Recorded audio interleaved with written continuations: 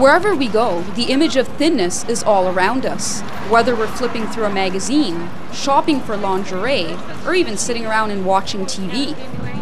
37% of women who are an acceptable weight are trying to lose weight. And the fashion industry often gets the blame for encouraging eating disorders among young women. The fashion industry has such a huge impact on females and especially young girls. And as we all know, there's a lot of young girls who turn to bulimia or anorexia, and it's a huge problem in my opinion. Some countries have had enough. India and Israel, to name a few. But the real conflict started in Spain. The new skinny model ban in Madrid is forcing models that are too thin off the catwalk. The controversy started when Madrid's regional government decided to enforce legislation which ruled that all models with a body mass index lower than 18 not partake in Madrid's Fashion Week shows. But is this new legislation fair, and what is it in response to? Joining us today is Dan Grant, who is the online publisher of modelresource.ca and also a freelance model agent. There's been a recent wave of controversy in Madrid with the skinny model ban.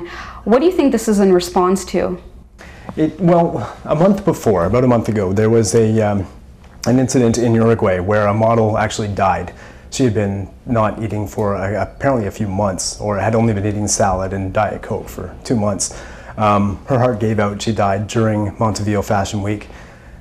I mean, she was an unknown model. It was a very small event, but it made headlines enough that somebody ran with it in Madrid. Somebody looking to add profile to their event did so, and it became a lightning rod. Why is there a preference for skinny models? That's a good question. The designers, the couture designers especially, really like to have a tall, thin frame. They feel that's how their clothes look best. So when they design with that body type in mind, because they know who their public is. They know who's buying the clothes, and they know what appeals to the couturiers, the people who really want to make an impression when they go to parties. Those people are obsessed with youth. Those people are obsessed with, keeping a thin appearance. And so those are the models that are being hired for the big shows, because the people who have the money, they want to look that way. Do you think this is a fair ban?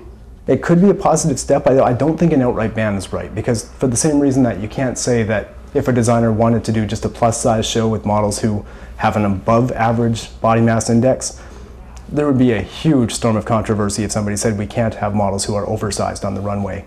I think quotas would be a better solution. I think to say that only a certain number of your models can be this thin, just so you're not telling people they can't work just because they're a certain body type. Mm-hmm. If that's what the designers want, again, if that's the way they feel their clothes should look, you can't tell a girl who's 16, who's naturally that thin, well, we don't want you, you're ugly.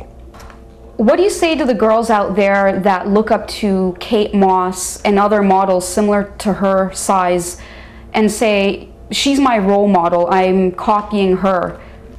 Fair enough. I mean, I'm not trying to say that it's not an important issue, because certainly Kate Moss has always been thin, and I don't approve of her habits, how she stayed thin for so long, or at least what I speculate with the cocaine. But they can look at anybody. They have chosen to target Kate Moss. They have chosen to look at these certain models who are size zeros, the America's Next Top models who are making themselves sick to stay thin. That's who they happen to choose in this particular case, but I mean, there are so many other examples out there that are much more high profile of people who are way too thin, who they could have targeted as well. These just happen to be models in this case. While the ban continues to brew controversy in the fashion and modeling industries, one thing is for sure. There are no clear-cut solutions to the problem of overly thin models. But perhaps the controversy will pave the way for a new kind of catwalk, one that welcomes models of all shapes and sizes.